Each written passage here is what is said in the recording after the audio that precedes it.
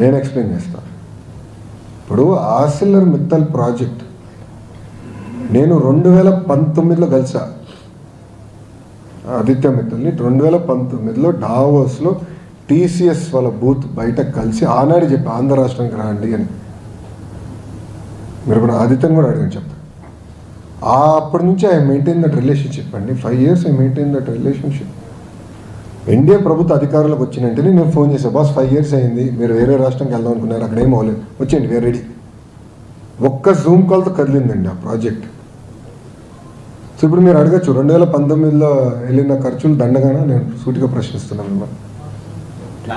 ఆంధ్ర రాష్ట్రాన్ని నేను ప్రమోట్ చేయాలండి. ఇప్పుడు అక్కడ పారిశ్రామికవేత్తలందరూ నన్ను ఏమడుగుతున్నారు, మీరు గ్యారంటీ ఇస్తారా జగన్మోహన్ రెడ్డి అనే వ్యక్తి మళ్ళీ గెలవడా అని.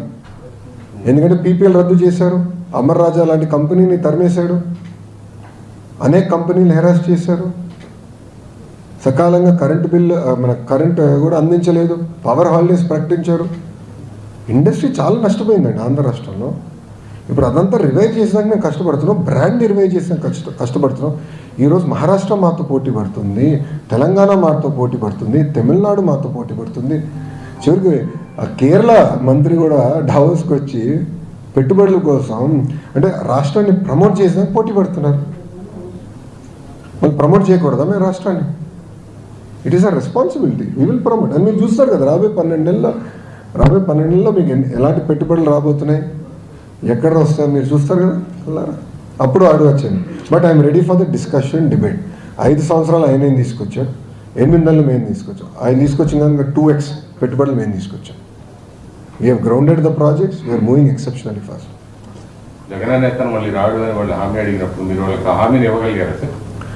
ప్రజలు నిర్ణయిస్తారు, మేము కష్టపడతాం. కానీ ప్రజలు కూడా గమనించాలి, ఈరోజు కొన్ని రాష్ట్రాల్లో అక్కడున్న భారతీయ జనతా పార్టీ ప్రభుత్వానికి 5 టర్మ్లు ఇచ్చారు. Gujarat amazing example. ఈరోజు స్టూడెంట్ డెవలప్మెంట్ ఏ స్థాయికి వెళ్ళిపోయింది. 5 termsలో their contribution to India's GDP has increased I think by almost 1.5% in 5 terms. Huge contribution. So consistency in government చాలా చాలా అవసరం. అది ప్రజలు గమనించాలి, గుర్తించాలి. ఈరోజు కేంద్రంలో 3వసారి ప్రధానమంత్రిగా నరేంద్ర మోడీ గారు వచ్చారు కనుకనే ఈరోజు పాలసీ కన్సిస్టెన్సీ ఉంది, పెట్టుబడులకు పెద్ద ఎత్తున వాళ్ళు ప్రోత్సహిస్తున్నారు. ఆ కన్సిస్టెన్సీ వల్ల ఈరోజు మనం బయటపడగలుగుతాం, దేశం ముందరకెళ్తుంది.